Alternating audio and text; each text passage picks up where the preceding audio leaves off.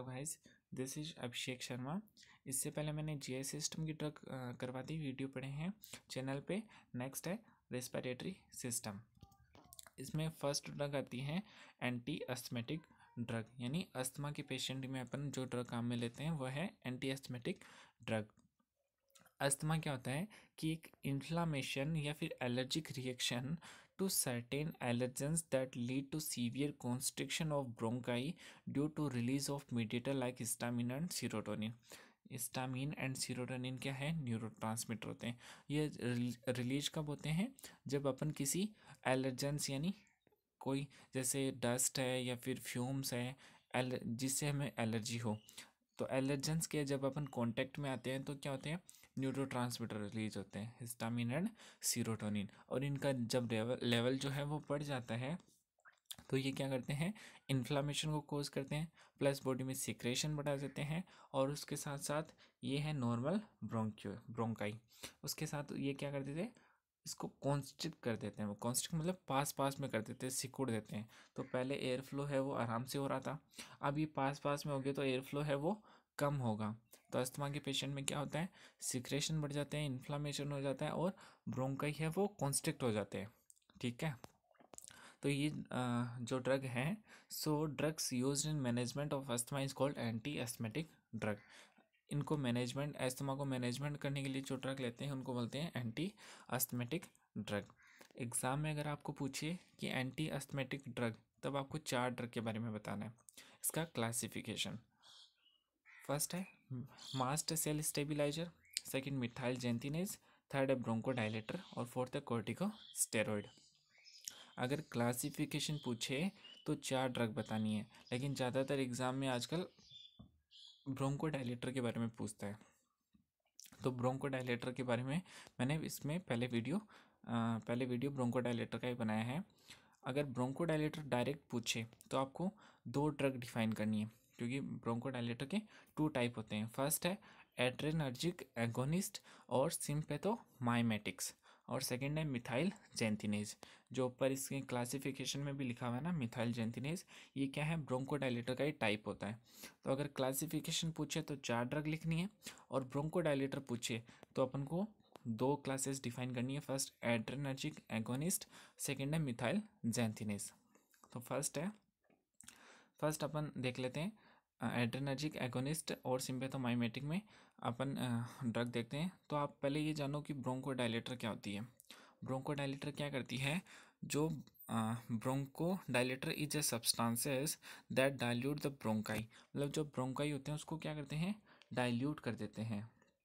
ये ऐसे सब्सटेंसेस होते हैं जो ब्रोंकाई को डाइल्यूट कर देते हैं।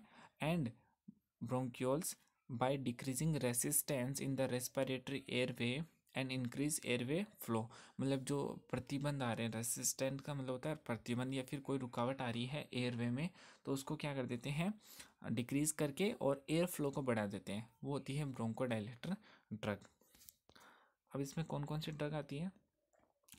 साल्बिटमोल, लीवोसाल्बिटमोल, फॉर्मेटेरोल, बामबेटेरोल, एल्बुटेरोल और टर्बिटोलाइन। इतनी इसमें ड्रग आती है। ये ड्रग जो है वो कौन सी है? एड्रेनर्जिक एगोनिस्ट और सिम्पैथोमाइमेटिक की ये ड्रग है। ठीक है, अब ये दवाइयाँ काम कैसे करती हैं?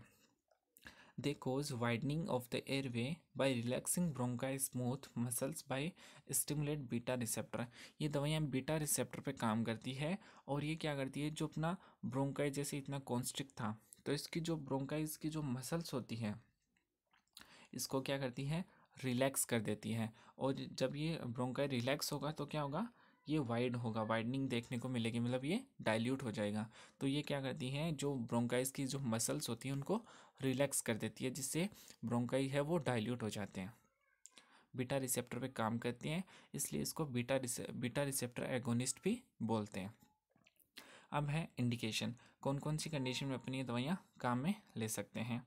फर्स्ट है relieve the distress of asthma, asthma से रिलीफ पाने के लिए।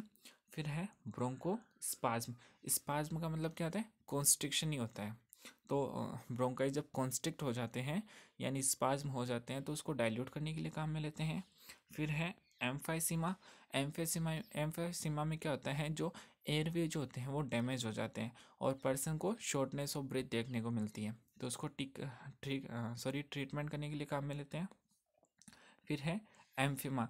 एम्फीमा में क्या होता है, पस का फॉर्मेशन यानी फ्लूइड जो है वो एक्यूमुलेशन हो जाता है कैविटी में, लंग कैविटी में क्या होता है, पस जो है एक्यूमुलेट हो जाता है, वो होता है एम्फीमा।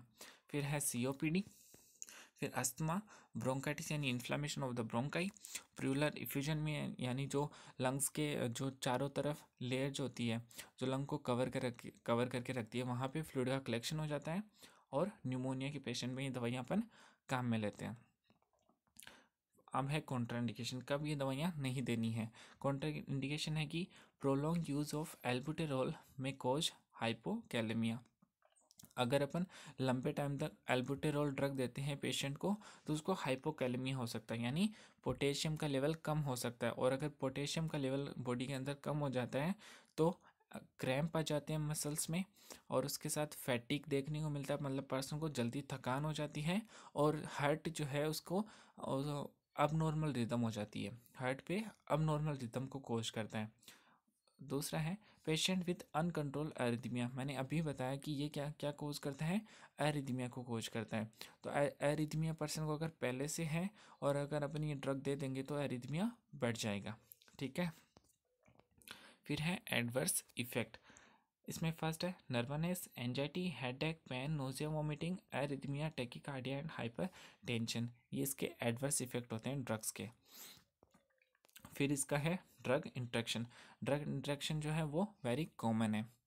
नर्सिंग रेस्पॉन्सिबिलिटी, देखो एक चीज़ ध्यान रखना, अगर एग्जाम में नर्सिंग रेस्पॉन्सिबिलिटी आप लिख रहे हैं तो कम से कम 10 लिखें, 10 से कम ना लिखें। एग्ज़ाम में जो एग्जामिनर होता है वो आपको नर्सिंग रेस्पॉन्सिबिलिटी के ज़्यादा मार्क्स देते हैं।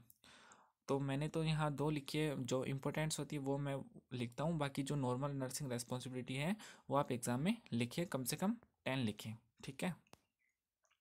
फर्स्ट है nurses should monitor the patient blood pressure. Nurse क्या करती हैं, ब्लड प्रेशर को मॉनिटर करती है, पल्स को मॉनिटर करती है, रेस्पिरेटरी रेट चेक करती है, एंड ब्रीथिंग साउंड पर्सन का चेक करती है, ठीक है। एंड लास्ट है instruct the patient to avoid respiratory irritants. जो रेस्पिरेटरी को इरिटेट करते हैं, लाइक जैसे स्मोक इरिटेट करता है, डस्ट है, स्ट्रॉन्ग स्मेल है, तो इन सब को पर्सन को अवॉइड करना चाहिए, ऐसा अपन को इंस्ट्रक्ट देना है पेशेंट को, ठीक है। ये हो गई एड्रेनर्जिक एगोनिस्ट यानी सिम्पैथोमाइमेटिक कंप्लीट हो गई। जो मिथाइल जेंटिनेज है वो मैं नेक्स्ट वीडियो में डाल देता हूँ, ठीक है। Thank you, subscribe please my channel.